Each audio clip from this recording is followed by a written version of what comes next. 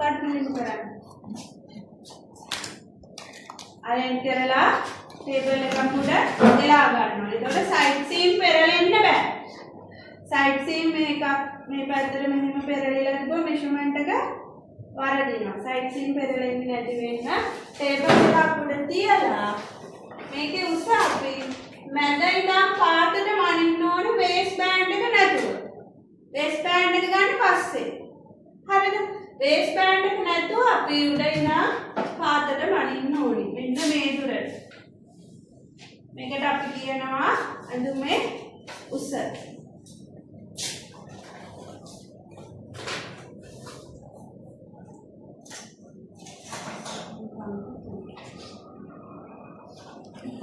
ඉන්න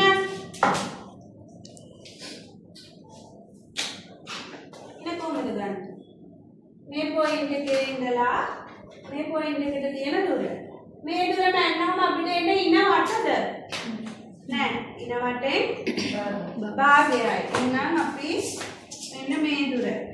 මෙන්න මේ දුර තමයි අපි ඉන වට කියලා ගන්නෙ. මේක ගනිද්දී පොඩි කර්ව් එකක් හම්බ වෙනවා ඔයාලට ඉනේදී. ඒක හිතන්න නැතුව මේ පොයින්ට් එකේ ඉඳන් මේ පොයින්ට් එකට පනින්න ඕනේ.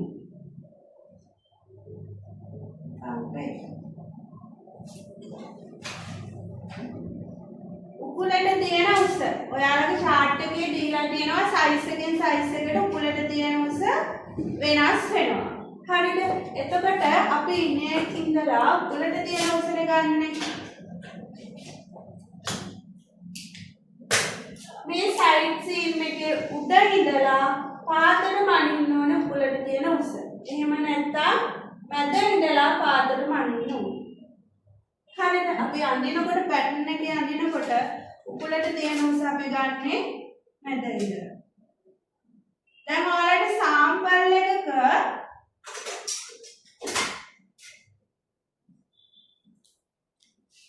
මේ උකුලට තියෙන උස මනින්න කොහොමද?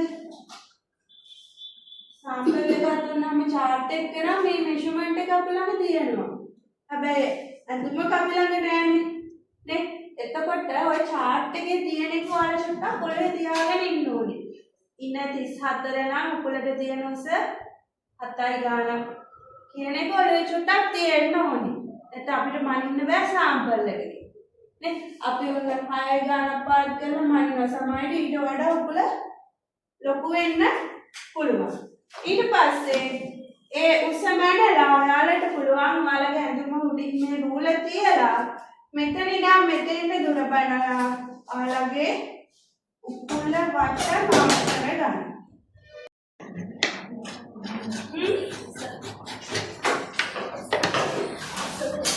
උස කොහොමද ඉන්නකද ලේසි? නිකම්ම මෙෂර්මන්ට් මාක් කරන එක ලේසිද? කොටුවක් ඇතුලේ පැටර්න් එක ගන්න එක ලේසිද? මෙන්න මෙහෙම කොටුවක් ඇඳලා මේක ඇතුලේ ස්කර්ට් එක ගන්න එක ලේසිද? නැත්නම් නිකම්ම දින එක ලේසිද? මම ටික්ටොක් එක කරාටි ඔයාලට කියලා දුන්නා. කොටුවක් ඇතුලේ අදින එක ලේසි. ඒතකොට අපිට ලස්සනට ඇඳ ගන්න පුළුවන්. මේ කොටුවට මොකද ඕනි? මෙෂර්මන්ට් දෙක. උසයි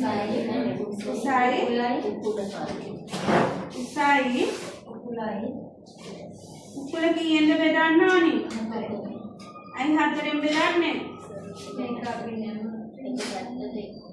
අපි එක පැත්තයි අදින්නේ. පිටිපස්ස කොටස් දෙකකට බෙදෙනවා. ෆ්‍රන්ට් එක කොටස් දෙකකට බෙදෙනවා.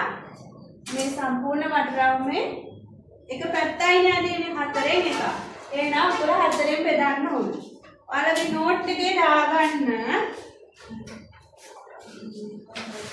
බිංදුව 1 සමානයි ඇඳුමේ උස. උස කීයද? මීඩියම් සයිස් එකේ 23 හමාරද? 23 භාගය. බලා ගන්න. බිංදුව ළඟින් ටේප් එක තියලා බිංදුවේ ඉඳන් පාතට 23 හමාරක් මාක් වෙන්න ඕනේ.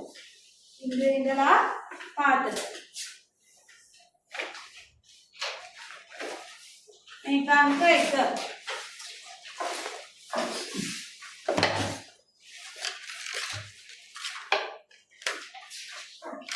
හරියට මෙතන දැනුත් පාදයට මාර්ක් කරලා මේ පැත්තට කෙලින් ඉරක් ගන්න.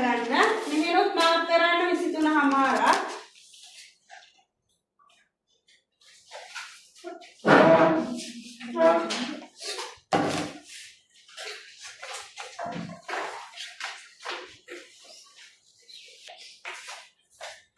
බිංදුව 2 1 3 සමානයි මොකද්ද?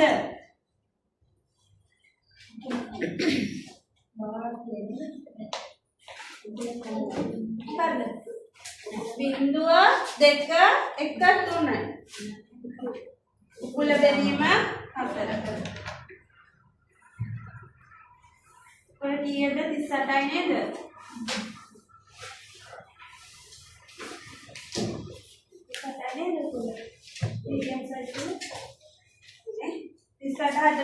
කීයද? 9.5යි.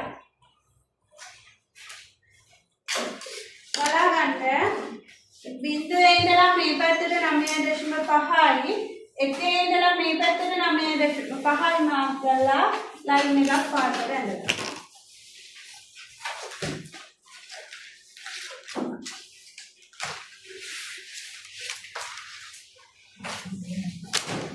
මැදිනුත් මාර්ක් එකක් දාගන්න නැත්නම් ඔයාලට ලයින් එක ඇද වෙයි.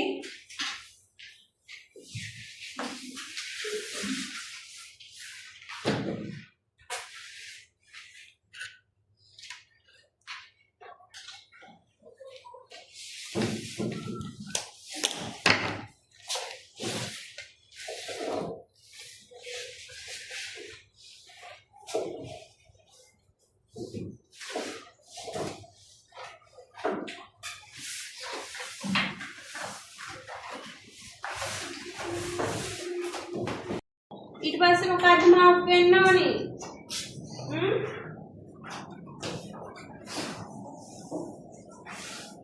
ඉනද කුලද වාටියද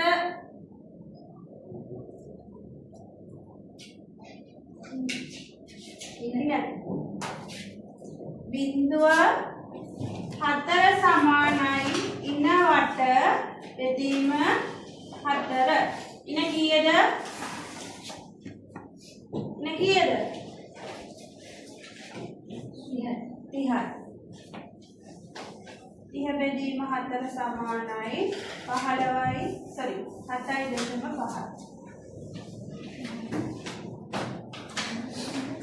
බිංදුවේ ඉඳලා මේ පැත්තට 7.5ක් මාර්ක් කරන්න.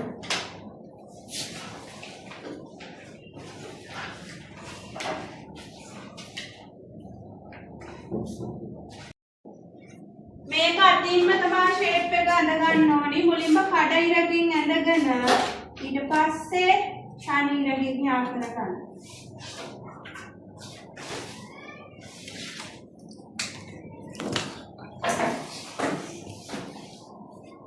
පාලා අඟල් 3 පාලා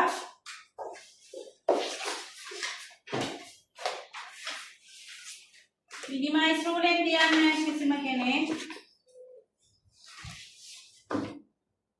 අඟල් 3 කාලයි සයිඩ් සීම් එකට සෙන්ටිමීටර් 1යි